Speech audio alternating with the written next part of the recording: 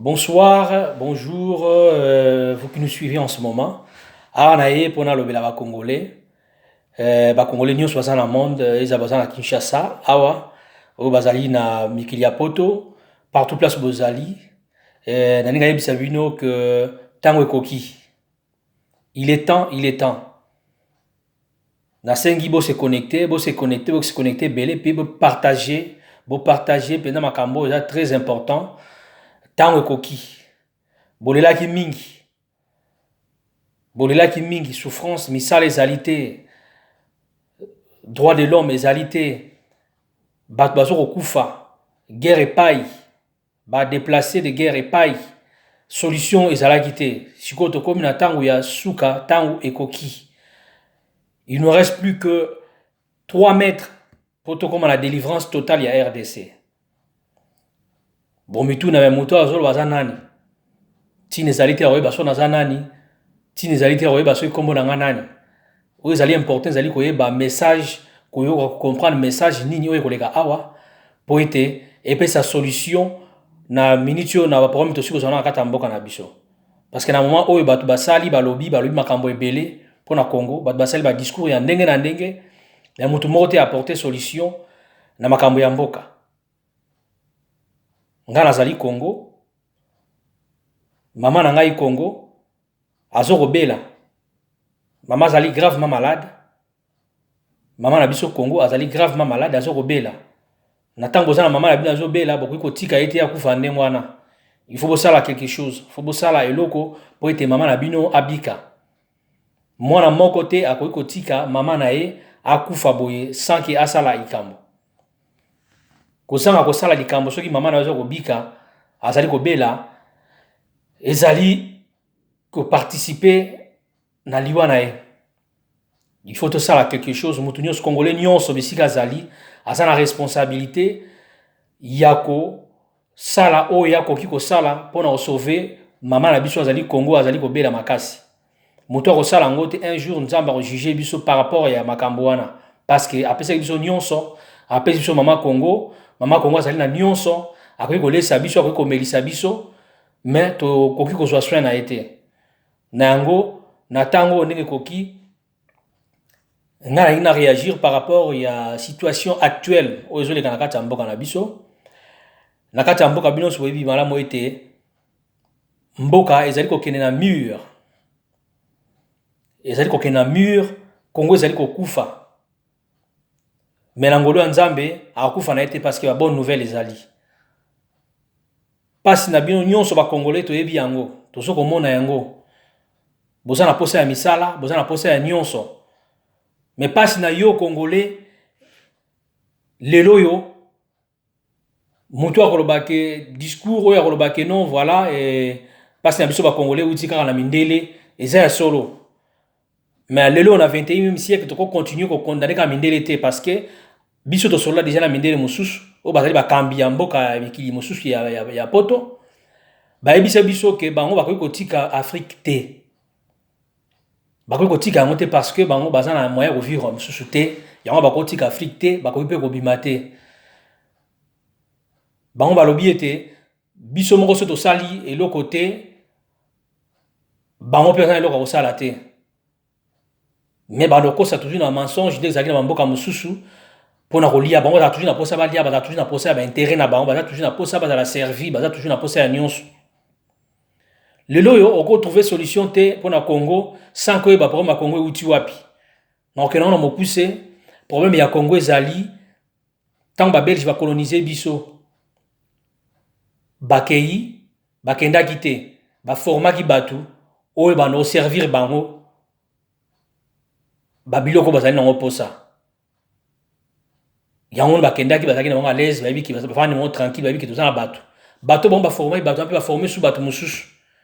Voilà place pour M. Zali makasi yango wana donc difficulté to zango leo na Congo ezali batu moko bazali ba musala na bango na kati ya Congo ezali pona ko servir bapaya bato bazali ba stade nyonso ba couche nyonso ya population bazali na kati ya bato bazali ba député bazali na kati ya bato bazali ba pasteur bazali tout un système ba nyonso ba travailler main dans la main ensemble pona ko servir ba paya mais pour yo peuple o continuer ko kufa nzala yo peuple moi na yake ndekela cité yo peuple soko beli ba soigner te yo peuple soko be aux un problème moi retrouver solution ezate tarnet dernièrement to moni mutu moko akufi ba memi mutu na pousse ba tie mutu na pousse o benga pousse ba memi ba soko pousse ba memi na kati pona nini po mutu wana azana makokite famille bazana makokite ndeko shaka Congo amemaki mutu wana wanza makambo ko sala passe na stade auto comme nango lelo yo solution ezali déjà mais to apprécier te to pesa solution mbango et aussi nga bo continuer ko landa biso na kati na chaîne oyo na Congo avec K 243 TV ezali chaîne na sur YouTube bo s'abonner massivement à kati nde bo yeba ba solution to pesa au fur et à mesure na mikolo zo kende nde bo mona place nini mboka zo kende place nini ezali photo zo solution pour na mboka na biso solution libela ya libela na libela ezali kaka peuple ne mutako ko zo solution wana mutako sa ote parce que ba continuons so batu nyonso bazali ba ko kamba bana ko kamba mboka banda Kongo bandaka à part Kasavu buti lelo mutu moko te azalaki wana pona intérêt à peuple mutu moko te azalaki wana pona peuple azala malamu et moi na misu ezali kamba oluka ba lunette te po tia po mona yango ezo mona na misu parce que bazo continuer ko enrichir ba famille na bango moko peuple azo continuer toujours cause na souffrance ça peut besoin de continuer toujours alors pour souffrance ça peut ici là et c'est un peuple yemo faut telema na kolanda makambo ezo le kalelo na kati na mboka tozo mona ba basali ba manifestation abimi ebele na balabala pour na ko réclamer que bango balingite moto yo azinko zala mokonzi ya seni azala mokonzi ya seni malonda baboyi ke malonda azala mokonzi ya seni mais le long nga linko yebisa bino clairement bandeko na ngai ba congolais ba congolaise que problème ya Congo ezali seni te problème ya Congo oyo ko saki Congo ebonga to vina yo ebonga yo peuple eza seni te ezali élection te ezali parlement te ezali pe sénat te solution na yo pona makambo na yo po mboka ebonga po yo peuple ko malamu ko na vie malamu ezali mususu mais bo continuer ko landa biso nde bo comprendre solution o ezali po ete mboka ezala délivrer po ete boko ma revivre bien boko ma revivre malamu pe bozo bakambi ya malonga o bazana na volonté ya ko changer makambo na kata mboka pourquoi na lobi que élection ezali solution te seni ezali solution te po seni ba tiaka motu na kati mutu nyonso o bakoki kotia kuna akozala moto ya groupe oyo nyonso bolingi akoza parti ya gauche to ya droite akoki ko changer eloko moko te na kata Congo pour ni parce que ba preuve ezo komonana il faut retala ba signe de temps na 2006 Burkina ki na nzela élection vie ya population changer te mboka a changer te pas d'hôpitaux pas d'électricité pas de routes bato souffrir ti lelo ba guerre zo continuer bato zo kufa na 2011 Burkina ba élection la même chose na 2018 Burkina ba élection solution ezali te ndeko élection lelo ezali solution te parce que mboka na biso avant d'organiser l'élection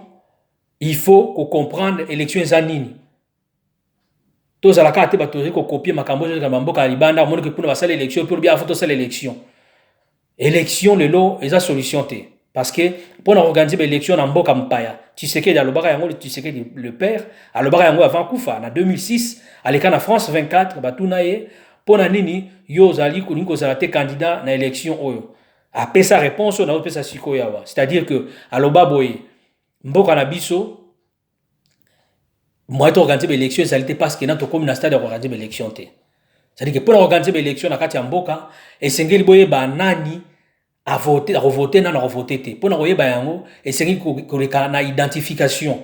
Koyeba nani aza congolais, nani aza congolais te. N'attend boyebi question, pour résoudre question wana, pour passer à la deuxième question.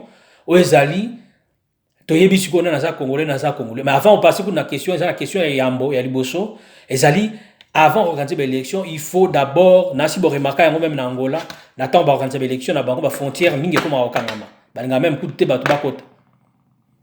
La frontière est comme à sécuriser. C'est-à-dire qu'il faut dans un pays, la frontière, nous sommes à sécuriser, à contrôler.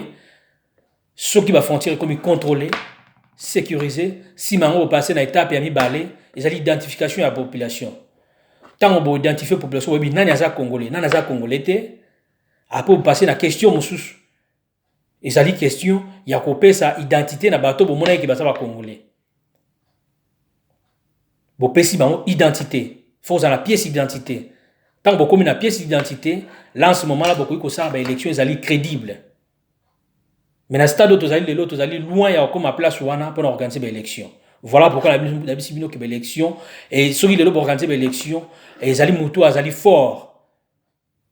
L'homme fort ezali mutu azana pouvoir, mutu azana azana mbongo, mutu azana minduki, mutu azali na batebele na parlement, mutu azali na nyonso, bato wana nde bazali na pouvoir, bato wana bazali makasi, bato wana bazali na pouvoir na facilité ya kosala nyonso pour baleka na tango balingi.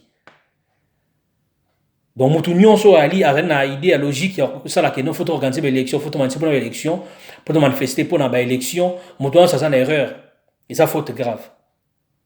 Donc ba élection le lot et quoi que la solution pour n'amboka ya Congo te. Il faut que passer na solution mususu o ezali élection te, élection ko ya sima.